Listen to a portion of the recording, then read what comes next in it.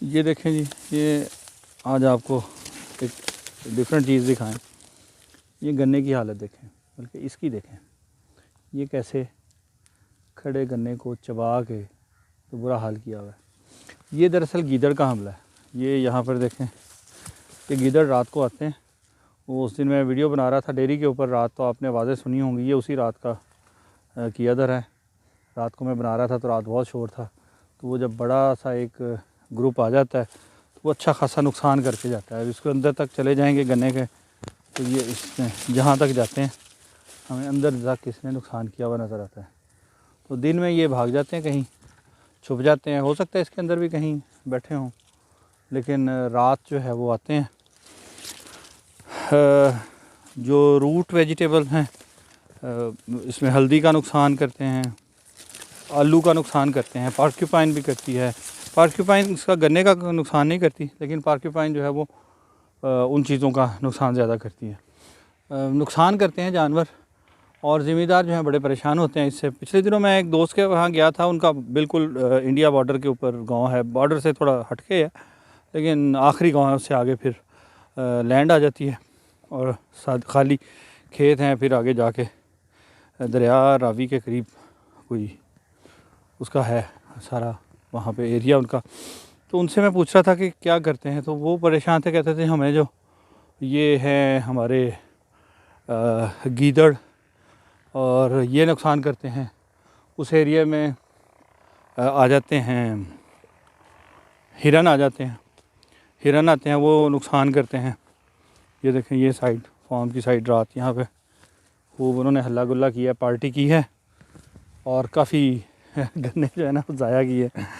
तो मसला मैंने उनसे कहा कि क्या करें, कहने लगे जी मार नहीं सकते, वाइल्ड लाइफ वाले जो है ना वो आ जाते हैं, वो फिर तंग करते हैं, उसका जुर्माना होता है कि आपने जानवर क्यों मारा। अब एक तरफ जो जानवर आपकी क्रॉप का नुकसान कर रहा है, किसान है, उसकी मेहनत है, और सिर्फ किसान की मेहनत को ना देखें, ये देखें कि वो जो 1 एकड़ में उसने अगर गंदम उगाई है, फ़र्ज़ कर लेते हैं 1 एकड़ का, तो वो उसने खुद अपने लिए तो कुछ खानी है, लेकिन उसके अलावा उसने मार्केट में जो आप खा रहे हैं गंदम चावल रोटी खा रहे हैं, तो उसमें उसका पोर्शन है ना, उसने उसमें कुछ कंट्रीब्यूट किया है। तो अगर उसको जो चीज़ नुकसान दे रही है उसको आप मारने की इजाज़त नहीं देंगे, तो फिर ये कैसे साइकिल आगे चलेगा। दूसरी तरफ अगर आप ये देखें कि ये जो कीड़े मकोड़े हैं ये भी तो जानदार हैं, इनके ऊपर हम क्या करते हैं कि जी धड़ाधड़ स्प्रे कर रहे हैं, पेस्टिसाइड का बेशुमार इस्तेमाल हो रहा है पाकिस्तान में। अगर आपको कोई 2 नंबरी के अलावा किसी जेन्युइन काम से पैसा बनाना है, तो आप समझें कि जिस तरह हीरोइन का कारोबार वाला पैसा बनाता है, इस तरह ये पेस्टिसाइड कंपनी है। दिनों में ये इनके जो एम्प्लॉइज़ आते हैं वो गाड़ियों पे और आगे पीछे पैसा होना शुरू हो जाता है। वो कहाँ से पैसा आ रहा है, तो वो किसको मार के हम पैसा बना रहे हैं, जानदार है ना, उसको जानदार को मार के पैसा बना रहे हैं। तो वहाँ पर वो जान जो है उसकी वैल्यू कोई नहीं है, और वहाँ पर चूँकि इन्वॉल्व है एक बहुत बड़ा सरमायादार, कैपिटलिज़म है, उसको ये रोक नहीं सकते। हम तो ऑर्गेनिक काम कर रहे हैं, हम तो समझते हैं कि ना मारें, लेकिन उसके अलावा जितना भी काम हो रहा है उसमें वहाँ पर एक सरमायादार इन्वॉल्व है, उसको रोक नहीं सकते। यहाँ पर एक किसान है जो गरीब है, उसकी चंद एकड़ ज़मीन है, वो अगर एक जानवर को मार देगा तो उसके ऊपर पर्चा हो जाएगा, उसको 60-70 हज़ार रुपया जुर्माना हो जाएगा। तो अब ये ओपन कितना एरिया हम कवर कर सकते हैं इन जानवरों से बचाने के लिए। लेकिन हमारे जो कानून बने हुए हैं वो इसी तरह बने हैं कि जो ताकतवर है उसको सपोर्ट करने के लिए है, और जो कमज़ोर है उसकी कहीं सुनवाई नहीं होती। तो ये मेरे ज़हन में अभी आ रहा था कि काफ़ी परेशानी होती है हमें, तो हमने तो कोशिश नहीं की, ना पता किया कि इसका कोई है ऐसा सिलसिला कि गीदड़ वगैरह, पार्क्यूपाइन है, से है, ये नुकसान करती है, तो इसका क्या हल किया जाए। लेकिन ये मुमकिन नहीं है कि हम 25-30 एकड़ हों, 10-12 एकड़ हों तो उसको जाली लगा के कवर किया जाए। उसकी कॉस्ट इतनी ज़्यादा आ जाती है कि वो फिज़ेबल नहीं है। तो नुकसान है वो बर्दाश्त किए जा रहे हैं। ये जब तक नुकसान बर्दाश्त कर रहे हैं उस पर कोई हमारे साथ हिस्सेदार नहीं है, और जिस दिन किसी जानवर को मार देंगे, पकड़ लेंगे, तो उस दिन वो महकमे जाग जाएंगे कि जनाब ये आपने ये क्या कर दिया, ये क्यों हो गया।